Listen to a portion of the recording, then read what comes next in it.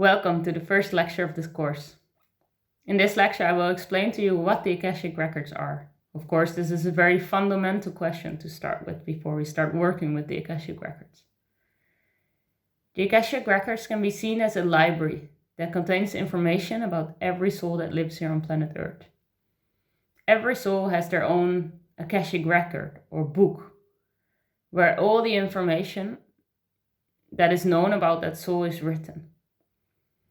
Actually, it contains an entire soul blueprint. This means that it does not only contain information from our current life, the lessons that we're supposed to learn, the people that we run into, but also contains information about our past lives and all future possibilities. The Akashic Records can be seen as a dimension of consciousness. The easiest way to think about this is to think about dreaming, for example. When you are dreaming, your body is here on Earth, but at the same time, your soul is somewhere else. You're in a different dimension. When we access the Akashic Records, it will be very similar. You will still maintain here on Earth with your body, but you will fly into a different level of consciousness. That means that you really go to a completely different reality than you will find here on Earth. To make that a little bit more concrete, often it's being said that we live on a 3D perspective. Or most of you light workers, people that work with spirituality, have already ascended to a 5D level of consciousness. To compare it, the Akashic Records are at an 11D level of consciousness.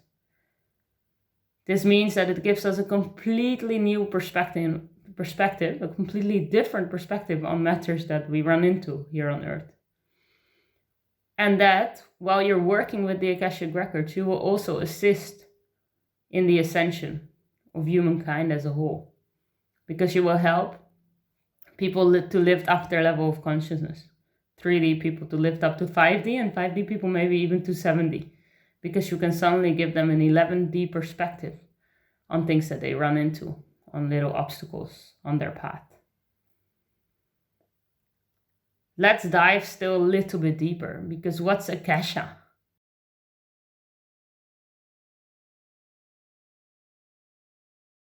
What does Akasha stand for? Akasha can actually be seen as energy in the purest form of the word. That means that it's energy before it has actually got direction, before it has decided what the energy is going to be. So it's energy before it turns into something material, like a table, for example. When we access the Akashic Records, we access energy in this very pure form. That means that it will feel very light when we access this energy.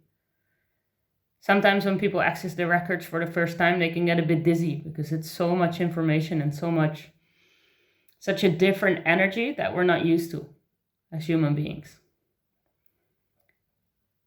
The energy is kind of hard to describe in words. The best way to find out is to start working with the Akashic Records yourself and to feel what it feels like. But if you ask people to describe the Akashic Records, they will use words like consciousness, light, harmony, balance, peace, love. These words resemble the energy that we can encounter when we work with the Akashic Records. If you want to continue working with the Akashic Records and want to find out how to work with the Akashic Records and how to access them, please keep on watching.